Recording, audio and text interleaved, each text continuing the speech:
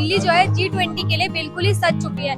लेकिन क्या हो अगर दिल्ली के सबसे फेमस पराठे वाली गली जो कि चांदनी चौक में है, यहाँ पर जो G20 के मेहमान आ जाए खाने को तो यहाँ पर क्या मिलने वाला है? देखिए, हमने कुछ सिलेक्टेड पराठे उनके लिए अलग रखे हैं तो वो मसाले वगैरह कम खाते हैं। तो जैसे एक केले का पराठा एक रखा हमने, और एक चीज का पराठा रखा, और एक रबड़ी का पराठा रखा। तो इस किस्म के 2-4 पराठे हमने उनके लिए स्पेशली बनाए हैं। और अपने लड़कों को भी जो थोड़ी बहुत इंग्लिश वगैरह बोलनी सिखा रहे हैं हम लोग, ताकि उनसे बात कर सकें वो लोग। और बाकी हाइजीन, सफाई और साफ रख रहे हैं दुकान को।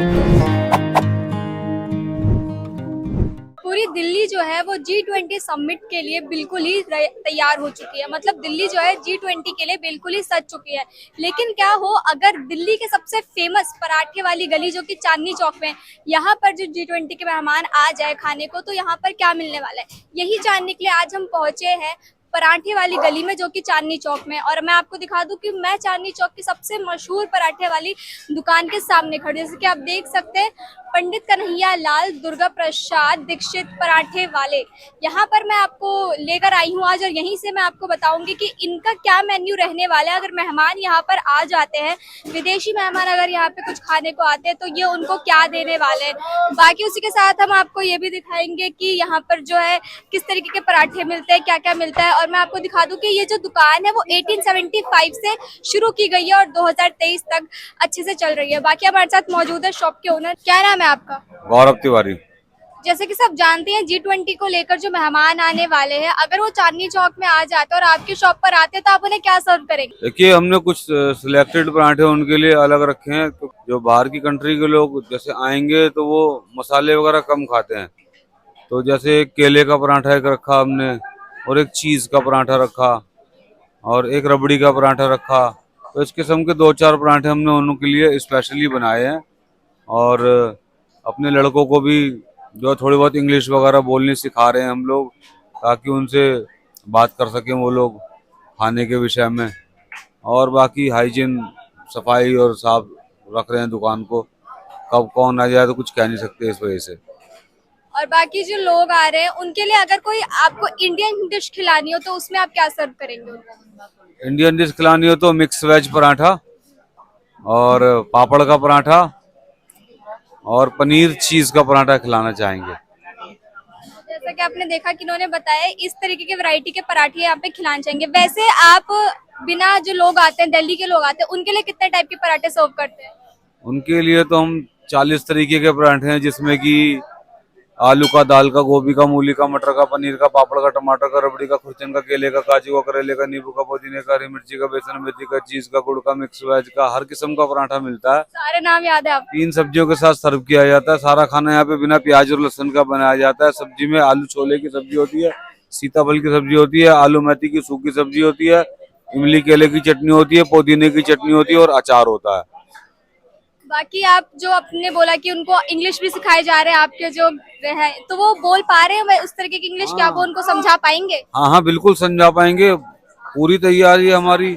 कुछ लड़के भी हमने अलग से उनके लिए जो है ना, जो इंग्लिश बोल सकें, ऐसे हमने रख रखे हैं। तो वो उनको इंग्लिश में बात करेंगे, खिलाएंगे, कोई दिक्कत नहीं आने देंगे। अच्छा, तो अंग्रेजी मेहमानों के लिए आपने पराठे के नाम में भी कोई बदलाव किया क्या? नहीं, नाम में तो बदलाव नहीं किया, पर हमने एक मेन्यू इंग्लिश में छपवाया है। तो वो भी आज या कल में आ जाएगा। तो उसमें सब कुछ इंग्लिश में लिखा होगा, तो पढ़ने में उन्हें आसानी रहेगी। जैसा कि आपने देखा ही, इन्होंने बता दिया कि किस तरीके की तैयारियां चल रही है। जो अंग्रेजी मेहमान आएंगे उनके लिए यहाँ पर काफी टाइप के जो पराठे हैं वो बनाए जाएंगे। चीज कॉर्न पराठा भी बनाया जाएगा। मैंने सुना था कि आप रबड़ी पराठा भी बनाने वाले हैं? जी जी जी, रबड़ी पराठा भी बनाते हैं, उसमें ड्राई फ्रूट डाल के बनाते हैं। और वो बहुत अच्छा पराठा है। उसको कुछ लोग मलाई पराठा भी कहते हैं। बहुत बढ़िया पराठा। स्पेसिफिक आप क्या मेन्यू देने वाले हैं 8 और 9 तारीख को? जो पराठे बाहर के मेहमानों के लिए हम लोगों ने बनाए हैं, वो वैसे बल्क में तो नहीं बनाए, मगर फिर भी इसने बनाया कि यहाँ के 100-150 आदमी एक साथ बैठ के खाना खा सके।